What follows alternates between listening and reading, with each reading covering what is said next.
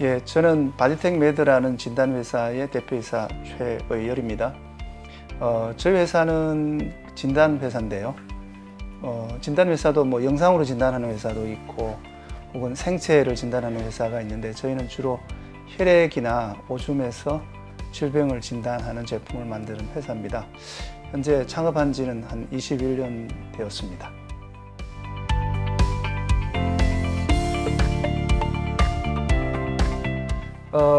제가 1992년부터 춘천에 있는 한림대학교에서 교수 생활을 해오고 있었습니다.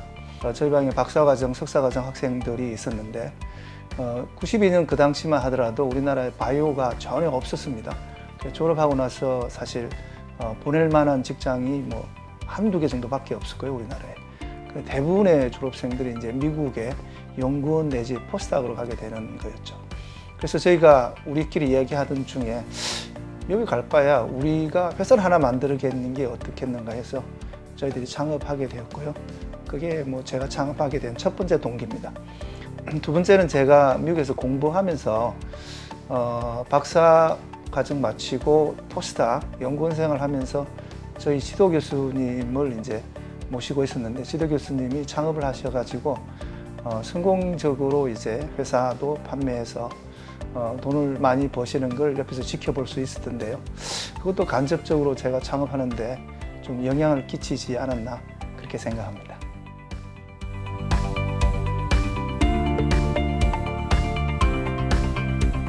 저는 사실 많은 이제 뭐 아이디어가 있긴 있었지만 진단 한 분야에 저희가 이제 집중을 했고요. 근데 진단 산업 분야도 안에 들어가면 한 6개 정도의 굉장히 큰 영역으로 나눠져 있습니다. 뭐 예를 들면 지금 그 코로나에서 가장 많이 팔리고 있는 분자 진단 같은 것도 있고요. 뭐 저희들이 하는 항체 면역 진단도 있고요. 그다음에 당뇨병 진단하는 이제 혈당하는 진단 시장도 있고 등등 해서 여러 개 나누어지는데 저희는 그 분야 중에서 이제 항체 항원을 이용한 진단 분야에만 집중을 해왔고요. 특히 그 중에서도 저희가 현장 진단이라고 하는 손가락 피나 하여튼 오줌 같은 걸 이용해서 빨리 진단하는 시스템에 거의 뭐 10년 이상을 계속 몰두해 왔고 거기에 일종의 뭐 선택과 집중을 계속 해와서 한 10년 지나면서 저희가 나름대로의 제품의 성능이랄까 기술을 이제 시장에서 인정을 받게 되었고요. 그러면서 이제 매출이 늘고 그 다음에 뭐 회사가 좀 더 커지고 뭐 결론적으로 좀 말씀드리면 모든 사람이 다 알다시피 선택과 집중이 뭐 가장 중요한 내용이었습니다.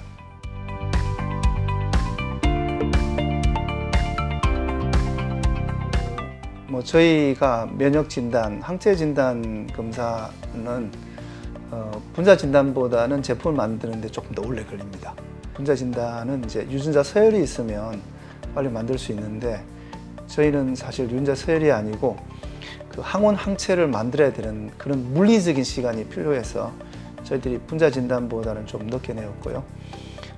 그 다음에 이제 저희들이 이제 인허가를 받을 때는 사실 그 분자 진단에 비해서는 조금 어렵게 인허가를 받았습니다. 그리고 분자 진단은 처음에 제품을 말고 바로 팔아야 되니까 사실 임상을 하지도 않고 뭐 가능했죠. 왜냐하면 그때는 워낙 급했으니까요. 반면에 사실 면역 진단은 임상을 해야 되고요. 그래서 대학병원에서 IRB라고 하는 그 윤리위원회도 통과하고 이러다 보니까 저희가 제품을 출시하는데 사실 생각보다는 시간이 좀 많이 걸렸습니다. 그런 면이 이제 좀 어렵다 말씀드리고 그 다음에 지금도 다른 나라에서 인허가를 받는데 뭐 임상 검체를 모집하는 게 좀 힘든데 왜냐하면 지금 사람들이 이제 막 돌아가시는데 임상 검사하겠다고 해서 하는 게 사실 그렇게 썩 좋게 안 보일 수가 있어서 지금 사람을 치료해야지 너네는 제품 만드는데 이걸 이용하려고 하는 그런 면이 좀 있어서 실제 제품 뭐 그러니까 출시하고 검증받고 이런 면은 아직까지 좀 계속 어려움이 있습니다. 이건 뭐 저희 회사만 해당되는 게 아니고 다른 회사들도 아마 비슷한 상황일 거라고 생각합니다.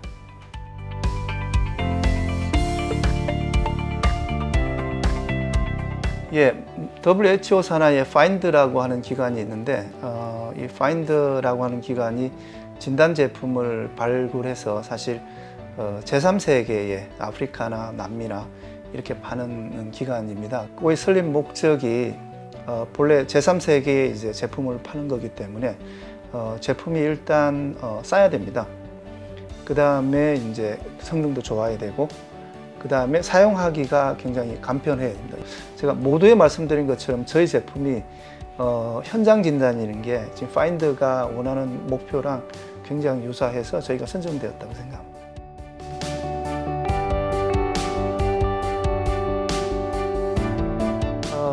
진단 키트의 수출 전망은 아주 밝다고 생각합니다.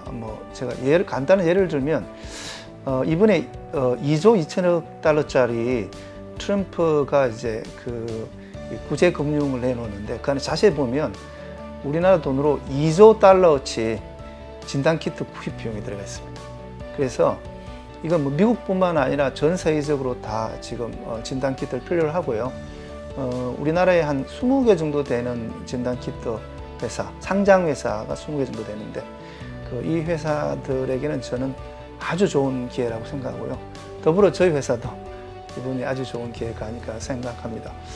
근데 이제 우리나라 진단 키트 회사들은 물론 이제 크기나 뭐 자금력 이런 거에 비해서 글로벌 진단 회사에 비해서 모자라긴 하지만 역시 그 한국 사람이 가지고 있는 그 순발력, 그래서 굉장히 빠른 시간에 저희가 제품을 만들어낸 거죠. 궁극적으로는 글로벌 진단 회사가 들어올 거라고 생각하지만 그 들어오기 전까지의 그 니치 마켓이라고 그럴까요? 거기에 우리나라가 충분히 들어갈 수 있고 일단 먼저 점유함으로써 저희는 시장이 훨씬 확대될 거라고 생각합니다. 그래서 이번 기회에 진단 분야도 저희가 세계적인 시장에서 어느 일정한 그런 파일을 차지할 수 있는 그런 좋은 기회가 아닐까 그렇게 생각합니다.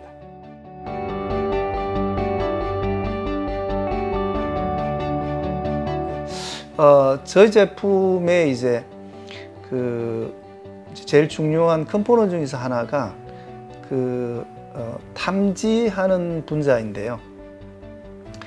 저희가 사용하는 탐지하는 분자는 나노 파티클의 일종인데 특히 좀 더 구체적으로 말씀드리면 유로피온 파티클이라고 하는 겁니다. 자외선을 받으면 아주 이제 밝게 빛나죠. 물론 사람 눈으로서는 강하게 빛나진 않지만 저희가 사용하는 기기를 사용하면 아주 낮은 농도에도 탐지할 수 있습니다. 그래서 저희가 사용하는 제품군 중에서 이 나노 파티클이 아마 가장 중요한 컴포넌트이고요. 유로피온 파티클이 없으면 저희 제품을 출시할 수 없거든요.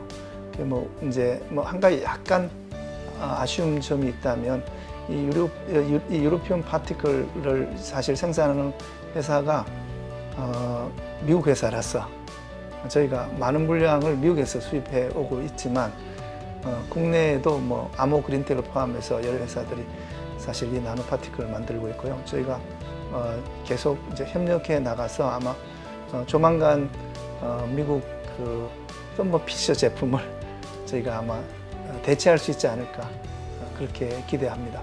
다른 진단 회사들은 그 골드 나노 파티클이라는 걸 사용합니다.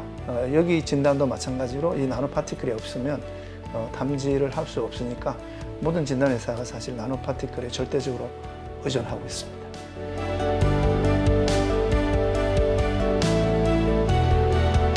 제가 진단 사업을 할 초기만 하더라도 유럽이나 미국 회사가 진단 산업에서 중추적인 역할을 해왔습니다. 근데 지난 20년 동안 중국이 엄청나게 발전을 해왔고요. 특히 최근 5년 사이에 기술적으로 중국이 굉장히 많이 따라왔습니다. 제가 일례를 한번 든다면 중국에서 상장해 있는 진단 회사가 103개나 됩니다. 그리고 매출도 굉장히 큰 회사들이 많이 생겼죠. 거기에는 중국 정부의 대대적인 지원이 있었습니다. 예를 들면 어느 특정한 제품군은 중국산을 써야 된다든지 아니면 중국에서 만들어진 걸 쓴다든지 이런 장벽이 굉장히 심하게 있거든요. 두 번째는 어떤 문제가 있느냐면 중국에 사람이 많다 보니까 연구 인력도 뭐 굉장히 많은 거죠. 예를 들면 10년 전만 하더라도 저희 회사 크기가 반밖에 안 되는 회사가 지금 우리 회사보다 인원이 5배가 많아져 가지고, 그래서 저희가 이런 환경에서 살아남으려고 하면 그런 100개나 되는 중국 회사와 어떻게 살아남을까 항상 생각하고요. 어떻게 하면 중국하고 차별을 할까, 기술적으로, 혹은 뭐 마케팅적으로 어떻게 차별을 할까 하는 게 저희 굉장히 중요한 화두고요. 그래서 기술의 격차를 만들려고 굉장히 많이 노력하고 있습니다. 그렇기 위해서 저희가 사실 이제 그 연구개발 R&D 비용을 또 굉장히 많이 쓰고, 저희 회사에 뭐 거의 100명에 가까운 R&D 인원을 가지고 하여튼 중국하고 격차나 차별을 만들려고 굉장히 열심히 노력하고 있습니다. 아마 다른 뭐 한국 진단회사도 비슷한 상황일 거고요. 다들 열심히 하고 있지 않나 그렇게 생각하고 있습니다.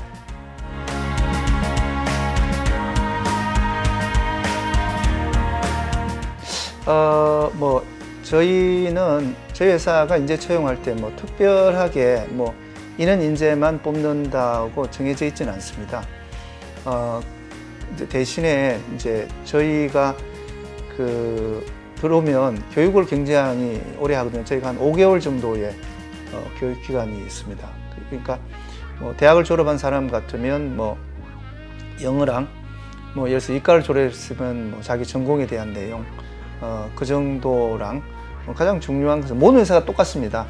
그러니까 좀 수동적이 아니고 능동적으로 일을 하고 싶은 자세만 가지고 있다면, 그러면 뭐 저는 뭐 꼭 전공 분야에 너무 이렇게 가리지 않고 저희들이 채용하는 편이고요. 저희 회사도 꽤 빠른 속도로 많은 사람을 채용을 하고 있습니다. 근데 이제 제가 조금 전에 말씀드린 것처럼 저희도 한 5개월 동안 교육도 받고 인턴 생활도 길고, 그래서 자연적으로 인턴 생활을 하면서 뭐 성품이나 인성이나 혹은 그 사람이 가진 자기를 평가하게 되고요. 그리고 또 막상 들어오는 사람도 뭐 몇 달 동안 이렇게 지내다 보면은, 그러면 아, 이 회사가 안 맞구나 하면 뭐 이제 자진해서 나가기도 하고요. 그래서 서로가 이렇게 뭐 매치 메이킹을 하는 게 아닐까 그렇게 생각합니다.